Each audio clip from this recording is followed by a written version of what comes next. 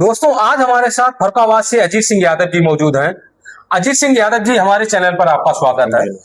अजीत जी, अमृतपुर विधानसभा में बाढ़ आने वाली है और कुछ ही महीनों में बाढ़ आ सकती है। बाढ़ को लेकर क्या उपाय आपके पास है और किस तरीके से गंगापार क्षेत्र के लोगों की मदद आपके द्वारा की जाएगी? देखिए, अगर बाढ़ की बात करें, जैसे बाढ़ आने से पहले शासन प्रशासन नहर, बम्बा, नाले की सफाई होती है ना, तो गंगा जी की सफाई क्यों नहीं होती? गंगा जी की सफाई हो जाए तो हमें नहीं लगता कि बाढ़ इतना प्रकोप से आएगी। किस तरीके से सफाई होनी चाहिए? सफाई जैसे गंगा जी का जैसे जो अपना एरिया, मुख्य एरिया जो बाढ़ का एरिया है, वो अपने कंपल से चालू होता है और कन्नौज जाके खत्म हो जाता है। इसके आगे पीछे हमें नहीं लगता कि इतनी तादाद में बाढ़ आती होगी। तो उसमें शील्ड की सफाई, पानी का फ्लो अगर हो जाए तो बाढ़ बहुत ही कम नुकसान देके चली जाएगी। मतलब गंगा जी में जो शील्ड जमी हुई है, उसको जो है हटा दिया जाए। बिल्कुल हटा, गंगा जी गहरी हो जाएगी। बिल्कुल बिल्कुल, और पानी सीधा अपने फ्लो में निकल जाए। अगर आपने देखा होगा, यहाँ गंगा जी पे पुल में जब पानी आता है तो पानी इस किनारे को उस किनारे पे नहीं छू पाता है, उससे पहले गंगा पार डूब जाता है। सब देखते हैं, सब जानते हैं, मगर करना कोई नहीं चाहता। अच्छा, इस तरीके से पहले कभी सफाई हुई थी? हाँ, पहले हुई थी। 2005-7 की तो हमें याद है कि यहाँ गंगा जी से भी बालू निकलती थी और अमृतपुर से भी बालू निकलती थी और ढाई घाट से भी, ये अपना बरगुड़िया घाट से ही बालू निकलती थी। हमने देखा है इनको निकलते हुए। मतलब सन 2010 से पहले? हाँ, 2010 से पहले हमने देखा है गंगा जी को सील निकलते हुए, मैंने बहुत देखी। लेकिन बाढ़ की अगर बात करें तो सन 2010 के बाद बाढ़ आना स्टार्ट हुआ है। बिल्कुल बिल्कुल, है ना? अगर सील निकलना चालू हो जाए और इस पर शासन प्रशासन थोड़ा सा एक्शन ले ले तो हमें लगता है गंगा पार लोगों की बहुत सारी समस्याएं कम हो जाएंगी। अच्छा, गंगापार क्षेत्र की अगर बात करें तो गंगापार क्षेत्र में किस तरीके से लोगों को मदद मिलनी चाहिए और किस तरीके से वहां पर व्यवस्था होनी चाहिए? देखिए, व्यवस्था की अगर बात करें, गंगा पार की स्थिति ये है कि जैसे 3 महीने बाढ़ रहती है या 2 महीने बाढ़ रहती है, 1 महीने बाढ़ रहती है, तो देखो वहां एक तो उनको मार मिलती है, उनका घर टूट जाता है, उनका आर्थिक नुकसान, दिमागी टेंशन, और बेचारे घर से बेघर होके कहीं जहां ऊंचा स्थान मिलता है वहां रहते हैं जाके, और उनको बिजली का बिल भी पूरा देना पड़ता है।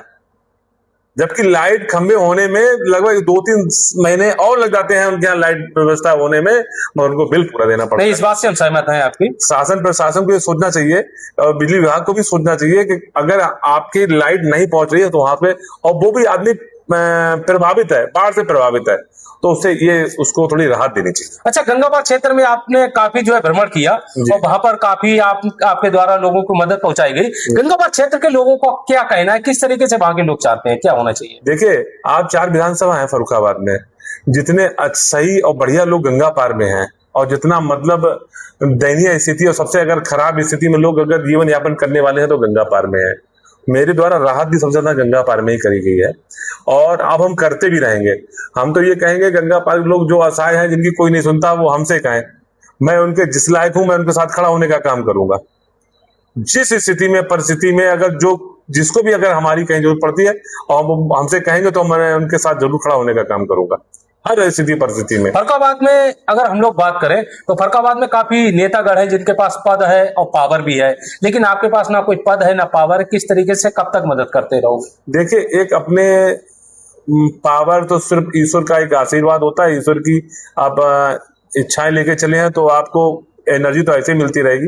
अब जैसे हमने शुरुआत की थी टिबरुआ से, तो हमने ये नहीं सोचा था कि हम बढ़ते बढ़ते इतना बढ़ जाएंगे कि हम हर शख्स का खड़ा होने का काम करेंगे, मगर जिस तरह लोगों ने प्रोत्साहन किया, हमें लाइक करा, मेरे कामों की तारीफ करी, तो एक भाई हमारा उत्साह बढ़ता होता चला गया, हमें आगे बढ़ता चला गया। अच्छा, आपके द्वारा गंगापार क्षेत्र को ही ज्यादा टारगेट क्यों किया जा रहा है? सबसे ज्यादा अगर प्रताड़ित और असहाय है तो गंगा पार है।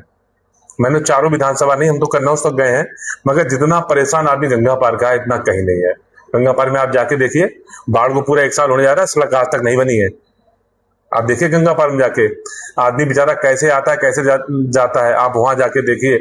आदमी एक चीज होती है, जैसे किसी को कोई समस्या है, वो दिक्कत आ जाती है, तो आदमी उसे एक बार तो सरवाइव कर लेता है। गंगा पार आदमी बहुत महान व्यक्ति हम लोगों को कहेंगे कि बाढ़ झेलने के बाद पूरा साल तैयारी में लग जाते हैं और फिर बेचारे बाढ़ से झेलते हैं, कोई उनकी सुनने वाला नहीं है। मेरे हिसाब से अभी जो टेम्पररी व्यवस्था गंगा से सीढ़ी निकल जाए तो बहुत ज्यादा राहत थोड़ी मिल जाएगी गंगा पार को, और एक बंदे की व्यवस्था हो जाए कंपल से लेके और कन्नौज तक, तो गंगा पार एक सुरक्षित हो जाएगा। जो आदमी एक बहुत रो रो की जिंदगी अपने जो यापन कर रहा है, उससे उसे राहत मिल जाएगी। फिलहाल जो है सील हटनी चाहिए। हाँ, सील हट जाए, गंगा पार को बहुत राहत मिल जाएगी। तो इसको लेकर आगे आपका क्या कदम होगा? अब कदम है कि अब जो लोग मिलना चाहें आए मिलके। अगर जो हमारी जिलाधिकारी महोदय हैं बहुत अच्छी हैं, हमें पता है इस चीज को कि हम उनके सामने ये बात रखेंगे और तुरंत कोई ना कोई कार्रवाई जरूर करेंगे। गंगा पार क्षेत्र के लोग अगर आपसे संपर्क करना चाहें तो कैसे संपर्क कर सकते हैं? हमसे चाहे हम से जुड़ना चाहे, हम उनसे अगर जुड़ना चाहें, हम उनके लिए तैयार हैं। अगर हमसे जुड़ना चाहते हैं तो मेरा नंबर है, चाहे तो वो नोट कर लें, हमसे संपर्क करें। उनकी कोई दुख मुसीबत कोई परेशानी होगी, मैं उनका खड़ा होने का काम करूंगा। धन्यवाद।